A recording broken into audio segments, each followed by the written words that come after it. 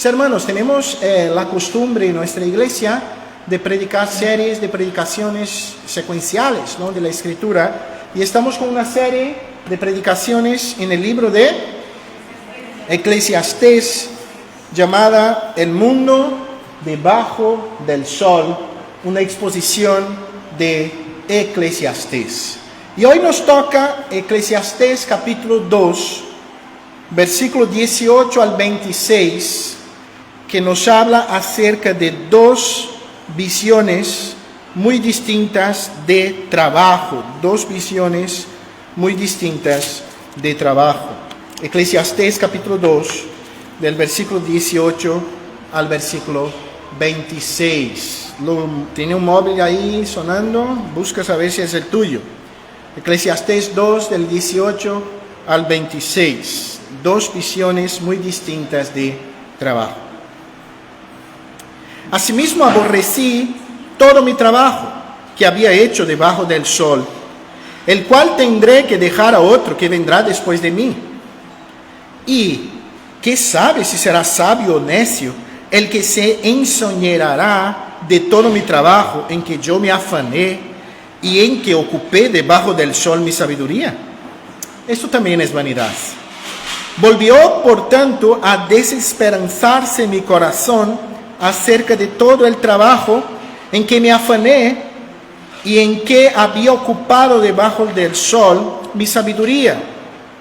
Que el hombre trabaje con sabiduría y con ciencia y con rectitud, y que haya de dar su hacienda a hombre que nunca trabajó en ello. También esto es vanidad y mal grande. ¿Por qué? ¿Qué tiene el hombre de todo su trabajo y de la fatiga de su corazón que se afana debajo del sol? Porque todos sus días no son sino dolores y sus trabajos molestias, y aún de noche su corazón no reposa. Esto también es vanidad. No hay mejor cosa para el hombre sino que coma y beba y que su alma se alegre en su trabajo. También he visto que esto es de la mano de Dios. Porque ¿quién comerá y quién se cuidará mejor que yo? Porque al hombre que le agrada, Dios le da sabiduría, ciencia y gozo. Mas al pecador da el trabajo de recoger y amontonar para darlo al que agrada a Dios. También esto es vanidad y aflicción de espíritu. Está aquí la lectura de la palabra. Oremos al Señor. Padre, te pido gracia en este momento donde busco exponer tu palabra. Estoy delante de parte de tu grey y quiero ser instrumento tuyo para la edificación de tu pueblo. Que los que te conocemos podamos amarte más, que los que no te conocen puedan conocerte. Esto te pido en el nombre y en el poder de Jesucristo, nuestro Redentor. Amén. Querido, cuando alguien te conoce, no suele preguntarte así: mira, ¿cuáles son tus películas favoritas? O ¿cuáles son tus libros favoritos? ¿O cuál tipo de comida a ti te gusta? ¿O cuál es tu color favorito?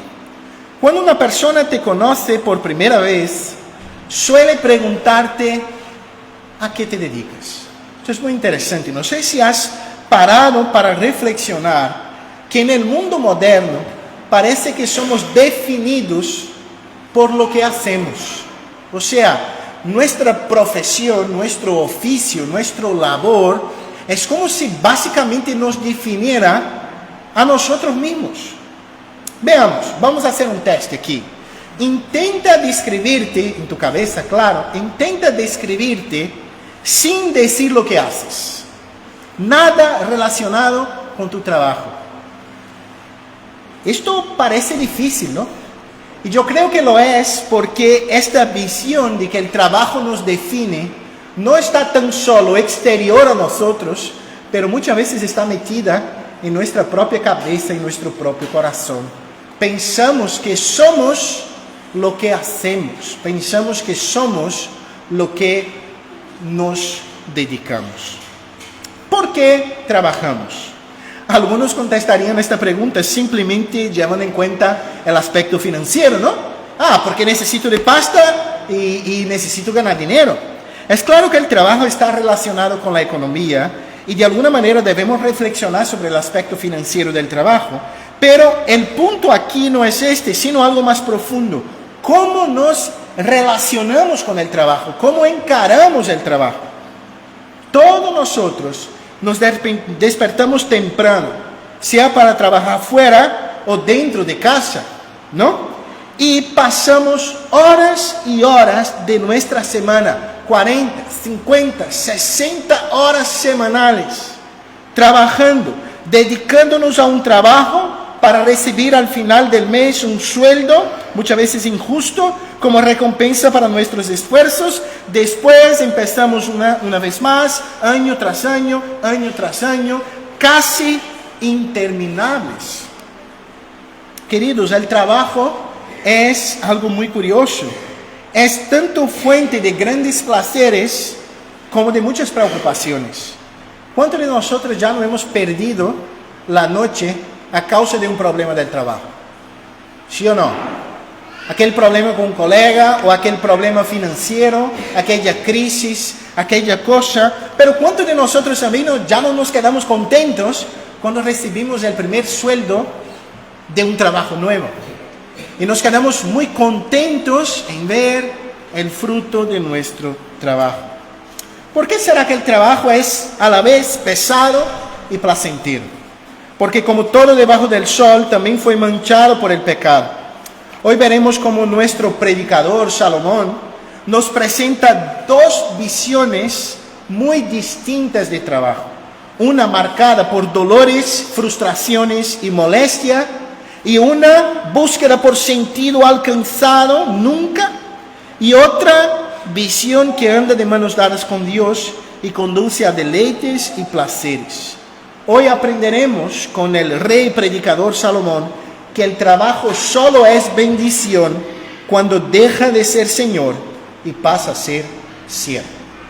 Pero tengo una palabra antes de continuar aquí. Si tú eres joven y no trabajas, yo quiero que tú apliques lo que estoy diciendo a tu trabajo. Y tu trabajo hoy, ¿sabe cuál es? Estudiar.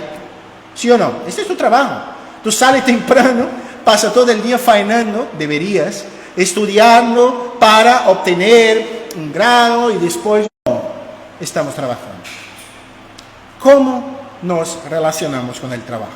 Yo creo que Salomón propone dos visiones, voy a presentarlas y después voy a aplicar esto con una visión neotestamentaria de trabajo. ¿Vale? Vamos. La primera cosa que veo aquí es que en el mundo debajo del sol, el trabajo es tan solo dolores y molestias. ¿Vale? Acordaos que Salomón presenta dos perspectivas. El mundo debajo del sol es este mundo material, físico, que muchas veces pensamos que es lo único que hay cuando nos afanamos y vamos a faenar basados simplemente en este mundo debajo del sol, no llevamos Dios en cuenta. Pero hay un mundo por encima del sol que cambia la perspectiva. Entonces esta primera perspectiva es tan solo del mundo debajo del sol. Mira el versículo de número 18, el versículo de número 18.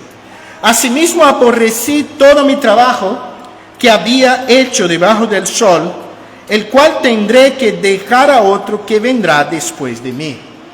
Una vez más, el predicador Salomón presenta una palabra muy fuerte. Aborrecí. Esta palabra él usó la primera vez en el versículo 17 para hablar de su propia vida. La palabra hebrea aquí tiene la idea de algo detestable. Yo odio. El trabajo debajo del sol es sin sentido, es detestable y aborrecible por algunas razones que Salomón va a presentar aquí. La verdad que Salomón presenta tres razones por las cuales el trabajo desde la perspectiva del mundo debajo del sol es algo aborrecible. La primera cosa es la brevedad del trabajo. En el versículo 18 mismo él dijo así: este trabajo yo tendré que dejar a otro que vendrá después de mí. Tú trabajas toda una vida, tú amontonas un montón de dinero, de recursos, de bienes, tú mueres y no lleva ni una moneda. Esto es lo que Salomón está diciendo aquí. Es trabajar para dejar a otro. Nadie lleva sus riquezas de este mundo. Nadie puede llevar su fortuna más allá del sepulcro. Todo lo que el hombre consigue conquistar en esta vida, queda en esta vida. Al fin y al cabo, tanto ricos como pobres mueren iguales, vuelven al polvo de donde fueron por Dios por primera vez sacados. El deseo de conservar los bienes materiales más allá de la muerte es muy antiguo. Tal vez, para mí por lo menos, los personajes históricos que más representan esta verdad son los faraones del antiguo Egipto, ¿no? Que era una pirámide. Tenemos pirámides hasta nuestros días, ¿no? Se puede ir al Cairo y ver las 3 famosas pirámides del Egipto. Una pirámide era un sepulcro de un rey. Los reyes en Egipto se llamaban faraones, ¿vale? Y no sé si sabías, pero creo que sí, los faraones tenían la costumbre de ser sepultados con toda su fortuna, inclusive con sus esposas todavía vivas. Sus esposas todavía vivas eran sepultadas con ellos, porque la idea era que todo les pertenecía. Pero querido, tengo que decirte que ninguno de ellos disfrutó de ninguna gotita de este oro después de la muerte. Trabajar sin tener en cuenta el mundo que vendrá es trabajar inútilmente. Porque yo trabajo, pero llega un día que no sabemos cuándo es, que yo tendré que dejar esto a otro. Esta es la primera razón por la cual Salomón dice que el trabajo debajo del sol es aborrecible, es sin sentido, es molestia, es dolores. La segunda razón es porque dejaremos a personas que no sabemos si son necios o sabias. Mira el versículo 19. El versículo 19 dice así: ¿y quién sabe si será sabio o necio el que se enseñoreará de todo mi trabajo en que yo me afané y en que ocupé debajo del sol? Esto también es vanidad. La segunda razón es, mira, yo trabajo, consigo hacer, no sé, una buena empresa, tener una buena condición financiera, una buena casa, y voy a dejar esto para personas que yo no sé si sabrán usar y valorar bien todo el sudor que yo he tenido para obtener esta riqueza. ¿Cuántas historias, ya les contaré una, pero cuántas historias no conocemos de personas que fueron herederos de grandes magnates y que murieron pobres porque no supieron usar bien los recursos regalados por sus padres? ¿Cuántos no conocemos esas historias? Y es curioso que Salomón, cuando escribió Eclesiastés, no sabía si sus herederos serían necios o sabios, pero nosotros sabemos, porque tenemos la escritura. El hijo de Salomón que heredó el trono fue un joven llamado Roboam. Y Roboam no fue sabio. ¿Por qué? Porque su padre le dejó un reino grande, unido, lleno de fortunas, y fue en el reinado de Roboam que él perdió 10 partes de las 12 del reino de su padre. Su padre le dejó 12 tribus unidas y él perdió 10. Quedó reinando solo sobre 2, Judá y Benjamín. Imagínatelo. Tú recibes un reino y a causa de tu cabezonería, a causa de tu frustración, a causa de tus problemas, tú acabas perdiendo 10 partes de 12. Este fue Roboam. Pero hay una tercera razón por la cual trabajar debajo del sol es aborrecible. Y la tercera razón la encontramos en el versículo 20. Volví pues, por tanto, a desesperanzarme mi corazón acerca de todo el trabajo en que me afané y en que había ocupado debajo del sol mi sabiduría.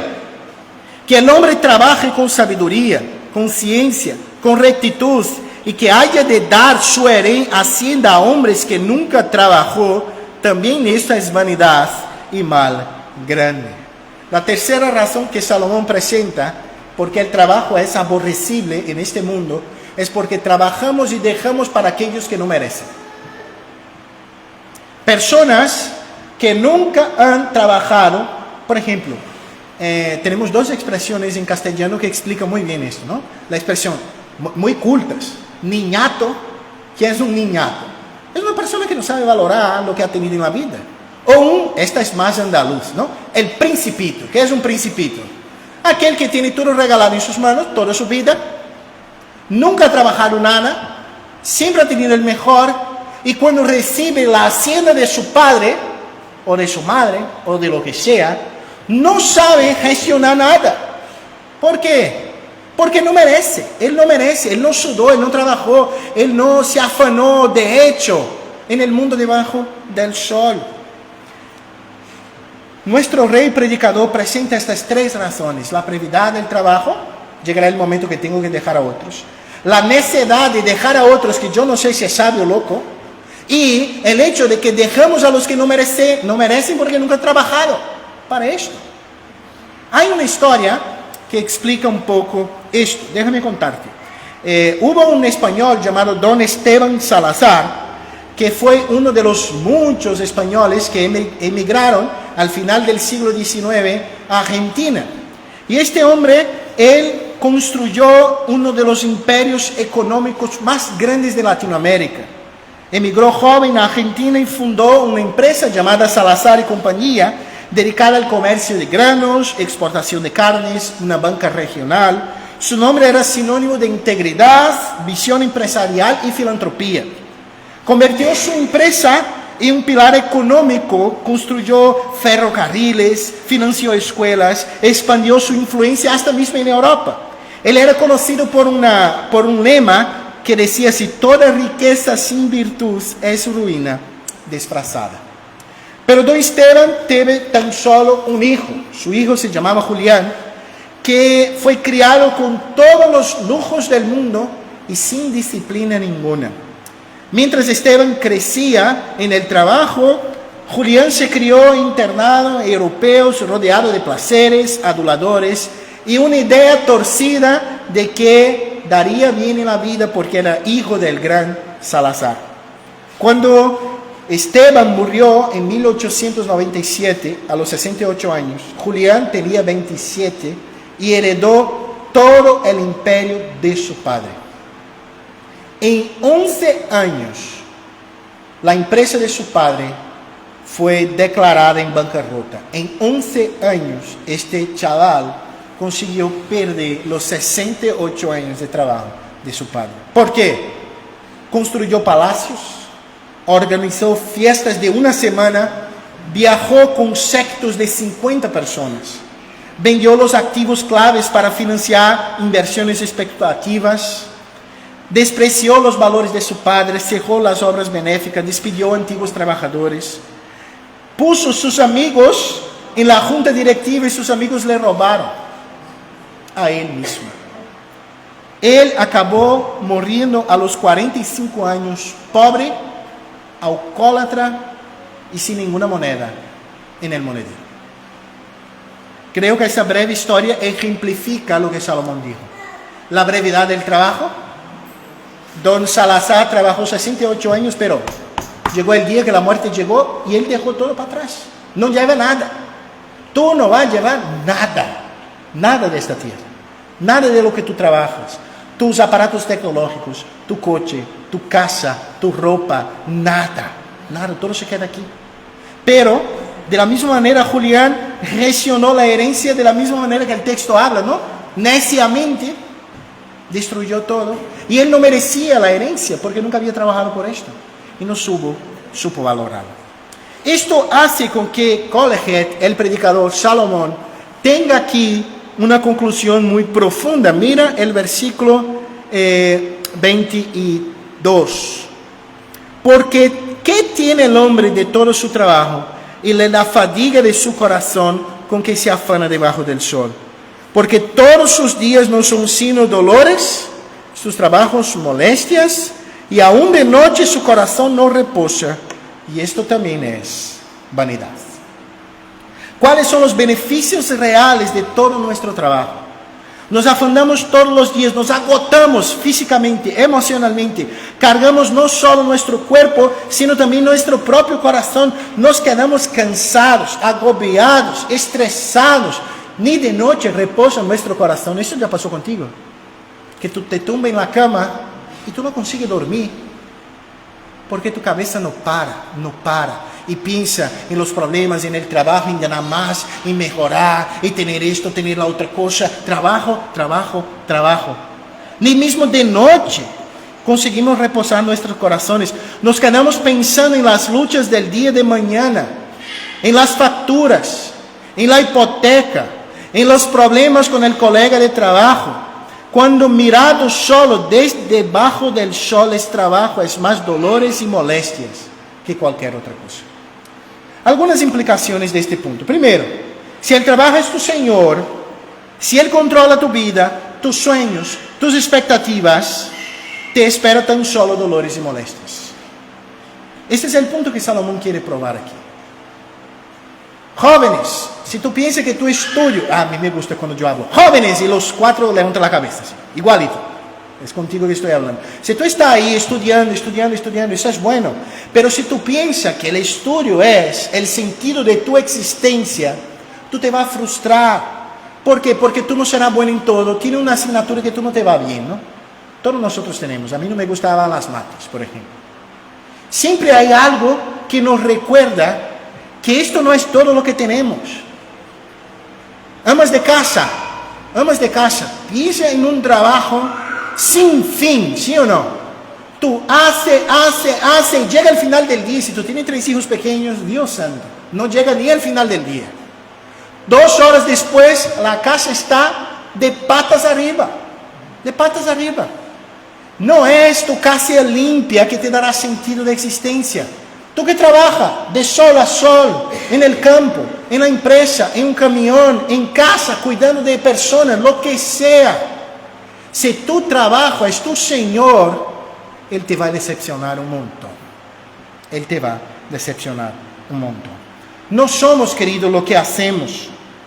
Sí, lo que hacemos es importante, pero como cristianos nuestra identidad no está en el mundo debajo del sol, sino que está encontrada en Cristo Jesús. Antes de ser médicos, enfermeros, abogados, profesores, cuidadores, conductores, pintores y todo lo que tú quieras poner aquí, somos aceptados en amor, predestinados antes de la fundación del mundo, amados con amor eterno. En resumen, somos hijos adoptados. Esto es lo que somos. Nuestro trabajo es lo que hacemos, no es lo que somos. Otro punto importante es el lugar del trabajo en nuestras vidas. El trabajo tiene su función. De hecho, como reformados, no creemos que el trabajo sea fruto de la caída, del pecado, sino que estuvo presente antes del pecado. Luego hace parte de esa estructura creacional que es buena, que Dios la hizo.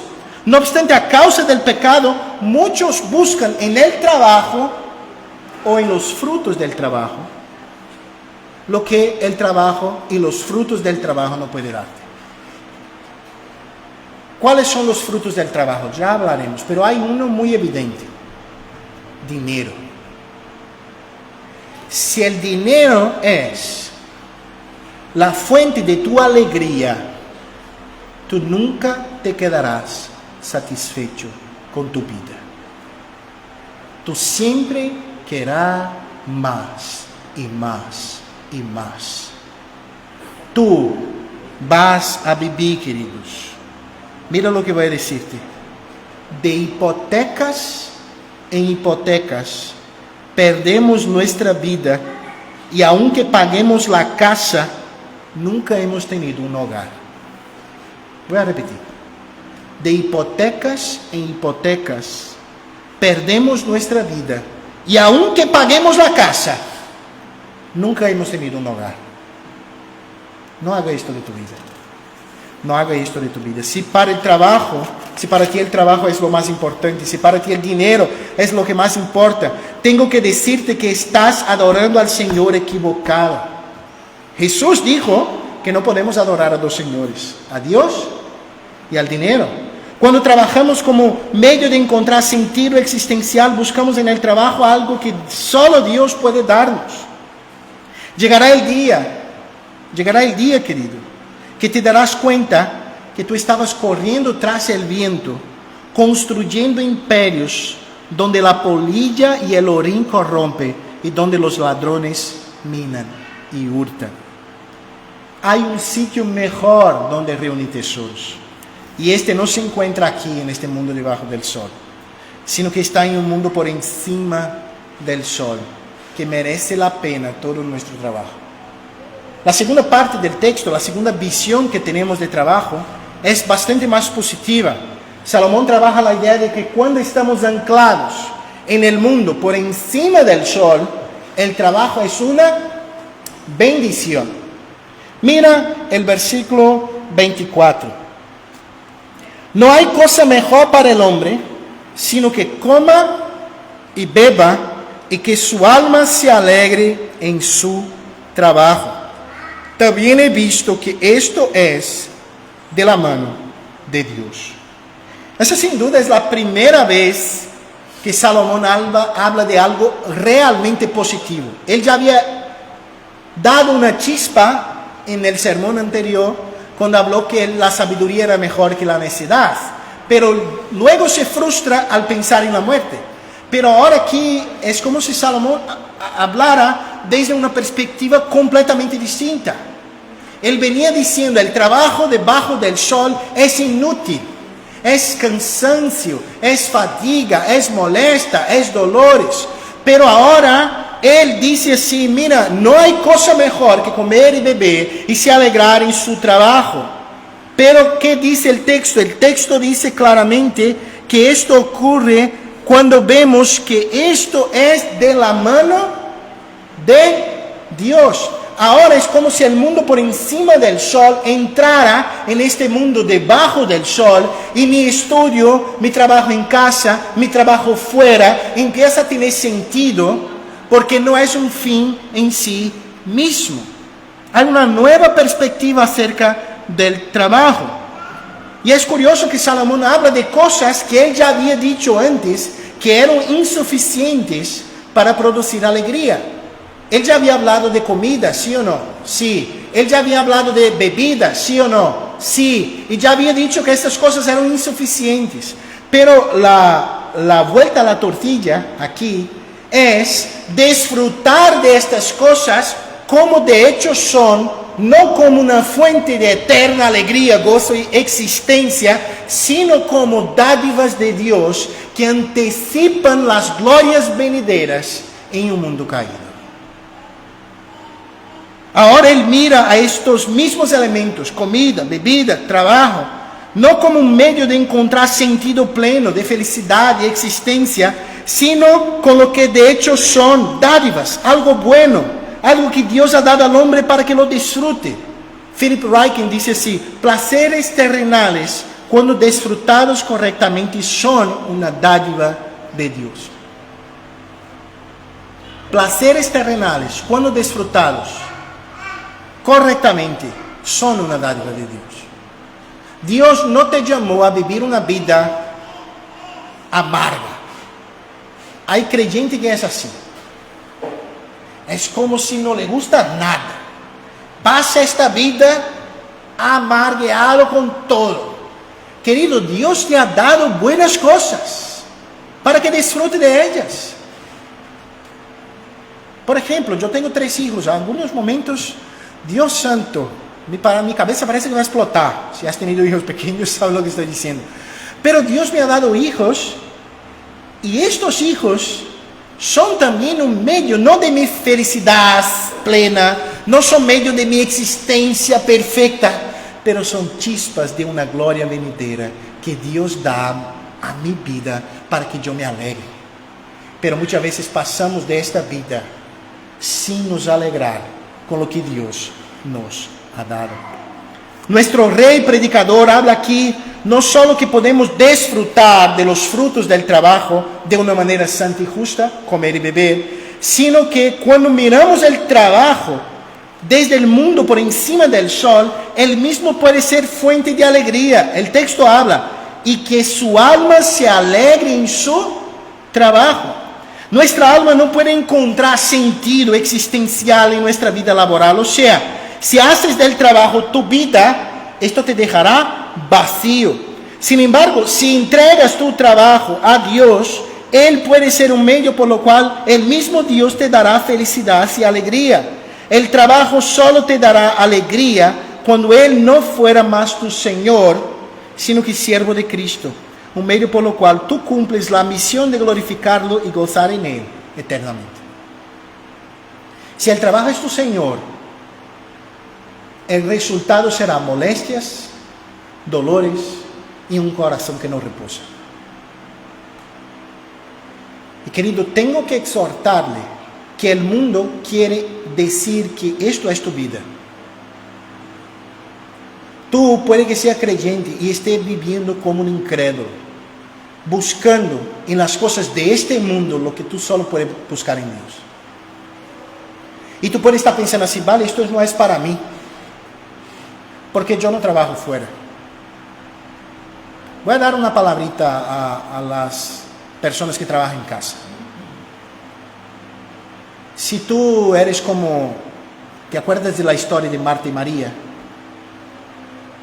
Yo quiero decirte que algunas veces la casa se quedará patas arriba, para que tú puedas tener disfrute, vida, para que tú puedas venir a la iglesia, gozarse. Deja la casa de patas arriba, déjala. Pastor, tú estás diciendo esto, yo estoy diciendo esto, déjala. Si tú llegas lunes por la mañana en nuestra casa, Dios santo, no venga, no visite pastor lunes por la mañana, avisar que mi casa está de patas arriba. Claro que está, no tenemos tiempo. El fin de semana, pero querido, deja. Tu vida no es esta. Tu vida no es esta. Tu vida no es afanarte de sol a sol para coger todas las horas que pueden darte para ganar más. Deja algunas horas. Deja de trabajar en algunos sitios. Gana menos, pastor. Esto estoy diciéndote. No haga del trabajo tu Señor. Disfruta de las dádivas que Dios te da. Disfruta de las dádivas que Dios te da. El versículo 25 es difícil de interpretar porque hay una variante textual aquí importante. Reina Valera lo traduce así: porque ¿quién comerá y quién se cuidará mejor que yo? ¿Vale? La NBI traduce: porque ¿quién puede comer y alegrarse si no es por Dios? ¿No? Completamente diferente. ¿Por qué? Porque hay dos grandes ramas de textos bíblicos de manuscritos. Uno trae la expresión que tradujo Reina Valera y la otra hay la expresión que tradujo la NBI, que sería el texto masorético este aquí. Yo creo que la NBI lo tradujo mejor, que es la idea, porque ¿quién puede comer y alegrarse si no es por Dios? Y aquí está la clave, querido. Tú puedes comer, beber y trabajar y se alegrar si tú haces estas cosas de mano dada con Dios. Si tú sacas a Dios de tu vida laboral, tú vas a comer, beber y trabajar y no vas a encontrar sentido. Solo vas a encontrar dolores, molestias y un corazón que no descansa. Cuando una persona hace del trabajo su fuente de felicidad, acaba se volviéndose, hay una expresión en inglés llamada workaholic, significa viciado en trabajo. Pastor, esto existe. Tú conoces personas que no consiguen quedar parado. No consiguen. En su día libre, ¿qué tienen que hacer? Trabajar. Sea para ganar un pelín más, no consigue quedar parado. Querido, quedar parado es una bendición. Cuando quedamos parados es que empezamos a pensar en quién somos nosotros, en nuestros fallos, en nuestras virtudes, en lo que tengo que mejorar, en lo que no tengo que mejorar. Una vida aretreada que no para. No es la que Dios quiere para ti. Si hacemos de la comida nuestra fuente de felicidad, acabamos volviéndonos glutones. Si hacemos de la bebida la fuente de nuestra felicidad, acabamos volviéndonos alcohólicos. El problema no está en el trabajo, no está en la bebida, no está en la comida. El problema está en nuestra relación pecaminosa con estas cosas.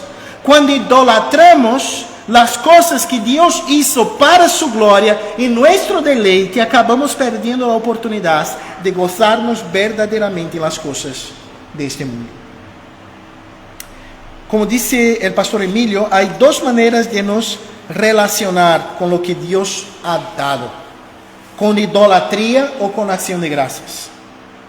La idolatría solo busca y solo produce frustraciones y desilusiones, ¿no? Hará con que uno, después de una larga vida de trabajo, llegue a la conclusión que todo es vanidad y correr tras el viento. La acción de gracias, no obstante, ubica en Dios la fuente de nuestra eterna felicidad, existencia y gozo, y así acaba llevándonos a disfrutar de las pequeñas cosas de esta vida, como de hecho son chispas alegres de un mundo perfecto que vendrá, sombras de un gozo perfecto que nos será dado en Cristo en su segunda venida. ¿Cómo tú estás relacionándote con el trabajo? ¿Idolátricamente o con acción de gracias? ¿Cómo tú estás te relacionando con los frutos de tu trabajo? Con el dinero, con el sueldo, con la ropa, con la tecnología, con el móvil, con el coche, con la casa, con enviar dinero a mi familia, en mi país, idolátricamente o con acción de gracias. Querido, es en este contexto donde tenemos un texto sorprendente, el último de hoy, versículo 26. Porque al hombre que le agrada, Dios le da sabiduría, ciencia y gozo. Mas al pecador da el trabajo de recoger y amontonar, para darlo al que agrada a Dios. También esto es vanidad y aflicción de espíritu. Este versículo categoriza a la humanidad en dos grupos: los pecadores y los hombres a quien Dios le agrada, ¿vale? Y hay promesas, características. El hombre pecador es caracterizado como aquel que vive recogiendo y amontonando. Querido, cuando yo estudiaba este texto, yo me quedé pensando cómo esto, por desgracia, caracteriza la vida de muchos cristianos. Recoger y amontonar. Queremos construir castillos de arena que no tardan 20 años, 30 años, 40 años y que yo voy a dejar para atrás. Pero la Biblia dice que al que Dios le agrada, Dios da, y ahí el texto dice tres cosas, ¿no? Dios da sabiduría, ciencia y gozo. Yo creo que estas palabras tienen que ver con la capacidad de se alegrar con las cosas de este mundo de una manera correcta. Pero el texto es más osado todavía. El texto dice así: y Dios al fin y al cabo va a quitar del pecador para dar al justo. Yo creo que esto pasa de manera imperfecta en esta vida algunas veces. Puede pasar que Dios saque del impío inicuo y dé al justo. Pero la idea creo aquí que es más plenamente realizada en el futuro, cuando el texto bíblico dice que los mansos heredarán la tierra. Todo porque el impío se afanó para tener en esta vida, nosotros la tendremos perfectamente en la vida venidera. Los castillos que ellos quisieron construir y no tuvieron, el oro que quisieron amontonar y no tuvieron, la alegría que quisieron y no tuvieron, Dios nos da de gracia en la vida eterna. Por esto que Jesús dijo: no buscáis reunir tesoros en este mundo, donde la polilla viene, donde el ladrón viene, hurta, sino que buscar amontonar tesoros en los cielos. En los cielos. Implicaciones, queridos. Hay bondad de Dios en este mundo caído. El mundo debajo del sol no es un territorio donde Dios no camina. No obstante, el problema está en cómo nos relacionamos con lo que Dios en gracia nos ha dado.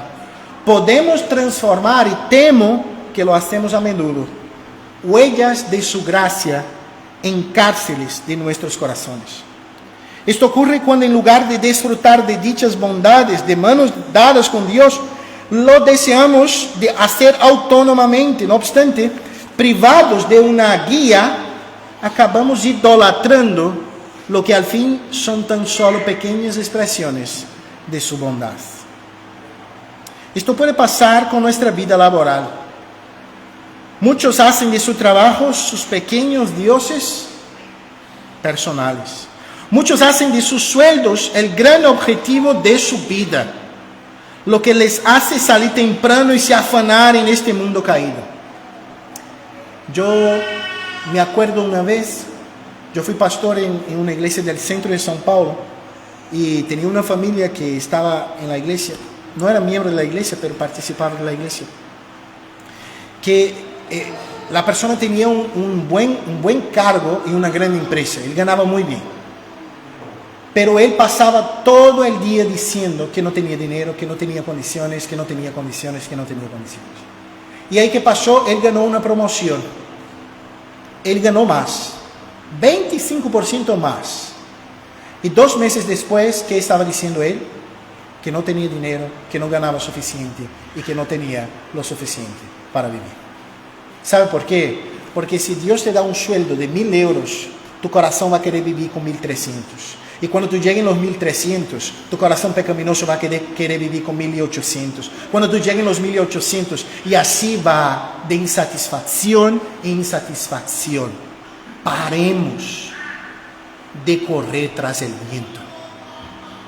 Paremos de correr tras el viento. Amontonar para no gastar para comprar para tener, pero cuanto más tiene, más insatisfechos están y más vacío parece estar. ¿Sabe por qué? Cuando el trabajo se vuelve un ídolo, él es terrible, amarga la vida, pues quita el disfrute de la ecuación. Nos hace esclavos de lo que debería ser nuestros siervos.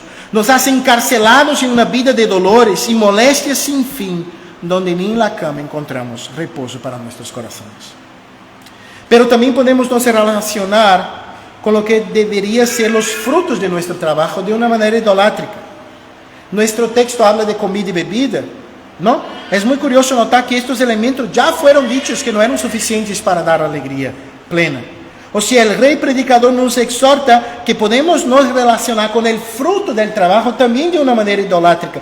Podemos tratar nuestro sueldo idolátricamente, nuestros bienes idolátricamente, nuestro ocio idolátricamente, los viajes, las comidas, la bebida y todo lo demás idolátricamente. Recuerde que Calvino dijo que el corazón del hombre es una fábrica de ídolos. Él es muy creativo. Nuestro corazón es muy creativo para crear ídolos que no nos satisfacen. Pero hay otra manera de se relacionar con todo esto. Hay un medio de ver nuestro trabajo no como un villano causador de dolores, sino como una bendición. Y el camino propuesto aquí por Salomón es ver tu trabajo como dádiva de Dios. Solo podemos disfrutar verdaderamente de la bondad de Dios todavía presente en este mundo cuando lo hacemos a la manera de Dios. Dios no hizo el trabajo para ser Señor, sino siervo. No hizo la comida y la bebida para ser medios de suprema alegría, sino que para proporcionar pequeños y efímeros placeres en este mundo caído. Cuando ya estamos plenamente satisfechos en Dios, podemos disfrutar de esas pequeñas gotitas de alegría, como de hecho son, tan solo gotitas. Voy a dar un ejemplo. Pensemos en la comida. ¿Cuántos les gusta comer? A mí me gusta comer. Todavía no me han dado el chuletón que yo espero, pero estoy aquí esperando. A mí me gusta comer. Pero ¿ya habéis pensado en la comida? Cuando un astronauta va al espacio, él tiene que comer, ¿sí o no? Pero ¿tú sabes lo que un astronauta come en el espacio? Es una pastita de proteína, de lo que sea, que tiene todos los nutrientes que él necesita, pero no sabe a nada. No tiene textura, no tiene nada, pero le nutre, ¿sí o no?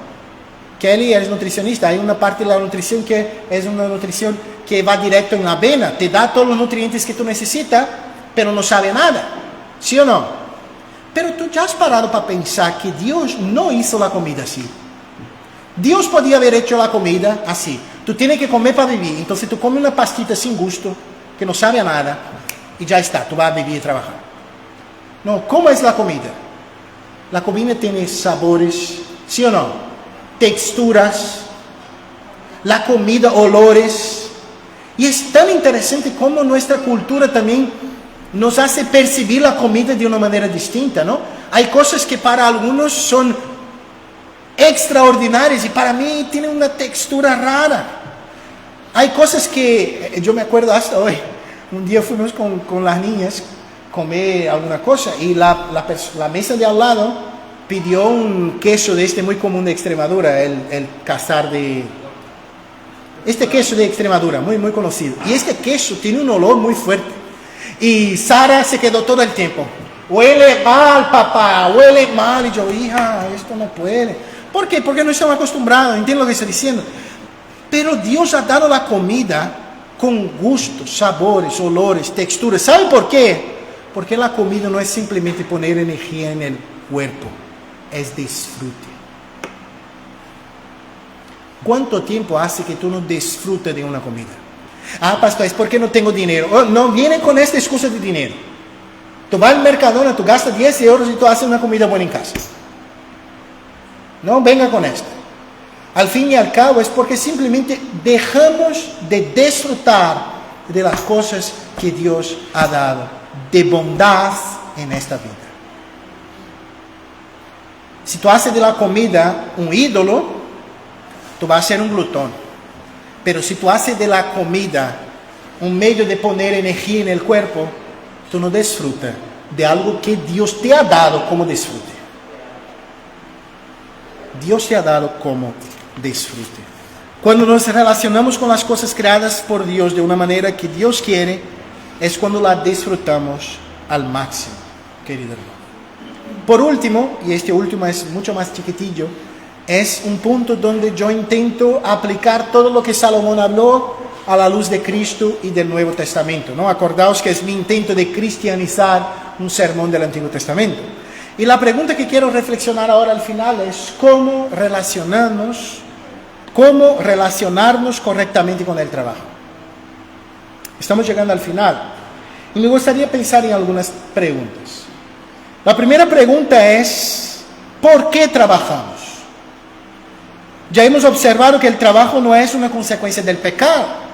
O sea, él ya estaba presente antes de la caída.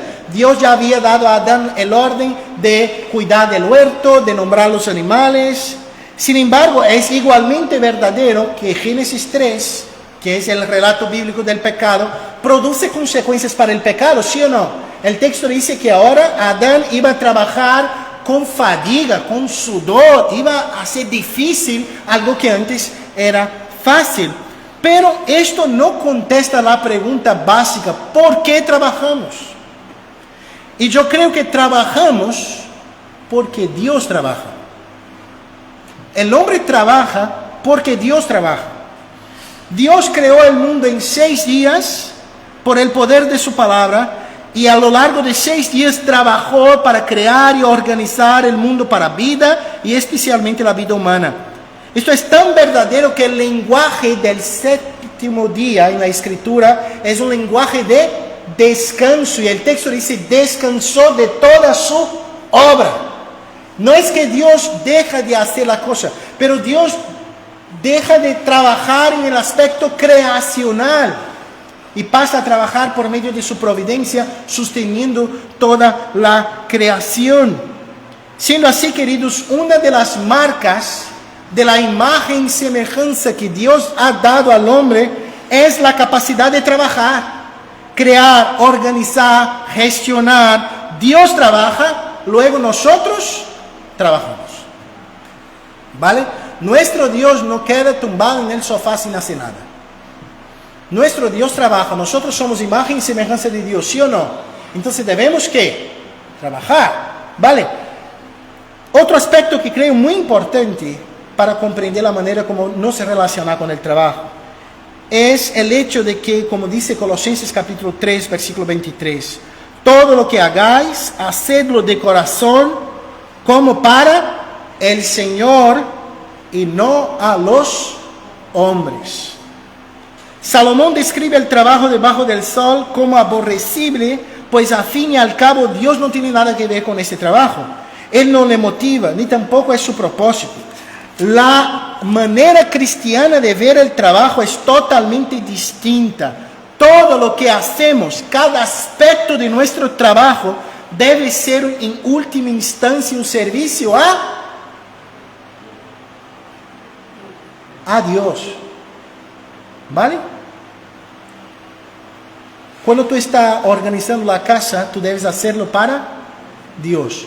Cuando tú estás cuidando de tu abuelito, tú debes hacerlo para Dios. Cuando tú estás organizando los cables de la Junta de Extremadura, tú debes hacerlo para Dios. Cuando tú estás conduciendo, tú debes hacer para Dios. Cuando tú estás pintando, tú debes hacer para Dios. Cuando tú estás estudiando, tú debes hacer para la gloria de Dios. Y este principio tiene algunas implicaciones importantes. Ojo. Primero, si debemos hacer todo para el Señor, la primera implicación que yo tengo de aquí es que podemos afirmar que como cristianos no podemos trabajar en lo que Dios no le agrada. Yo estoy diciendo que bíblicamente no todo trabajo es para un cristiano. Yo he dado ejemplos aquí muy fuertes, pero tú puedes aplicar de otra manera. Por ejemplo, no puedo trabajar para un cartel de drogas y decir que trabajo para el Señor. Esto no tiene lógica. No puedo prostituirme y decir que este es mi trabajo y lo hago para el Señor. Esto no tiene lógica. Hay cosas que no podemos hacer, simplemente porque no hay como trabajar para el Señor en cosas que el Señor no le agrada. ¿Vale? Pero hay otro aspecto aquí. Segundo, debemos rescatar la comprensión que en última instancia no hay trabajo secular. Esa es una expresión muy común, ¿no? Mi trabajo secular. Y ahí yo pienso en qué: cuidar del abuelito, pintar, conducir, ayudar en casa, tal. Ese es mi trabajo secular. No existe trabajo secular. Todo lo que hago para el Señor. Hago para el Señor. Mi hermana y mi hermano, vivimos corando delante de la faz de Dios. Tú te despertarías mucho más contento el lunes por la mañana si tú llevaras esta verdad en tu corazón. Tú irías al instituto mucho más contento si tú pensaras: yo estoy haciendo esto para glorificar más a Dios. Por último, querido, el Dios que se ha hecho carne, Jesús, nuestro Redentor, también trabajó. ¿Sí o no? Él trabajó primero como cualquier uno de nosotros, al punto de que Él se quedó conocido por medio de un oficio, de un empleo, ¿sí o no? ¿Cómo le llamaban? El carpintero. Él tenía un oficio, ¿sí o no? Él era el Dios que se ha hecho carne, el Dios que habitó entre nosotros, trabajó. Y yo me quiero quedar tumbado en el sofá esperando que la comida llegue cayendo del cielo. No. Jesús trabajó, yo debo trabajar también. Pero debemos reconocer, mira lo que dijo Jesús en Juan 4:34. Mi comida es que haga la voluntad del que me envió y acabe su obra. Nuestro trabajo es hacer lo que Dios quiere que hagamos. Ojo. ¿Sabes las horitas extras que tú quieres coger muchas veces en el domingo? No la cojas. Inténtalo. No cojas. ¿Por qué? Porque yo voy a estar intentando hacer algo que Dios no quiere. Dios quiere que nosotros congreguemos para adorarle, ¿sí o no? Claro. Entonces, mi hermano, pase por la balanza del Nuevo Testamento. ¿Qué dijo Jesús? Jesús dijo que hay cosas que son lícitas de hacer en el día del Señor, ¿sí o no? Sí. Obras de misericordia, trabajos esenciales y nada más que eso.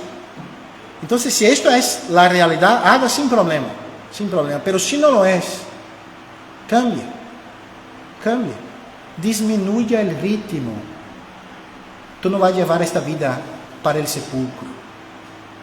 Tú no vas a llevar el dinero para el sepulcro. Disminuya.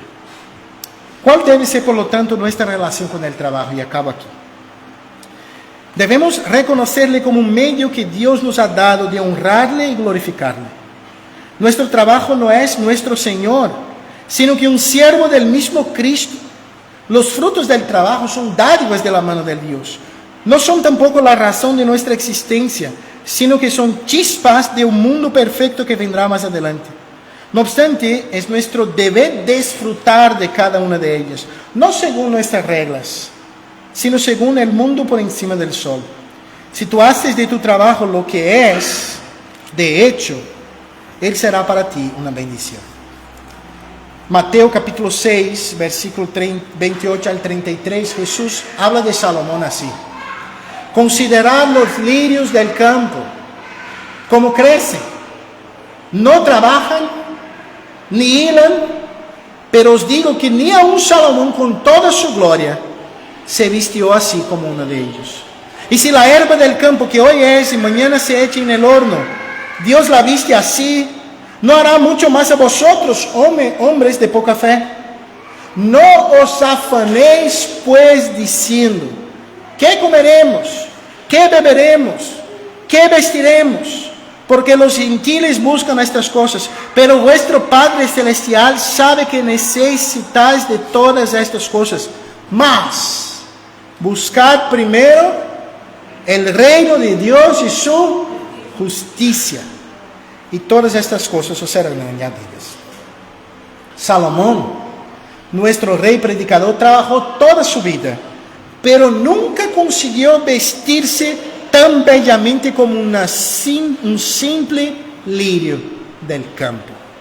Ellos no trabajan, ellos no hilan, pero son cuidados por Dios. El mismo Dios que nos amó, nos adoptó y hoy nos llama hijos. No debemos nos afanar entregándonos a una vida loca de trabajo para buscar lo mejor en esta tierra. Dios sabe lo que necesitamos, lo sabe mejor que nosotros mismos.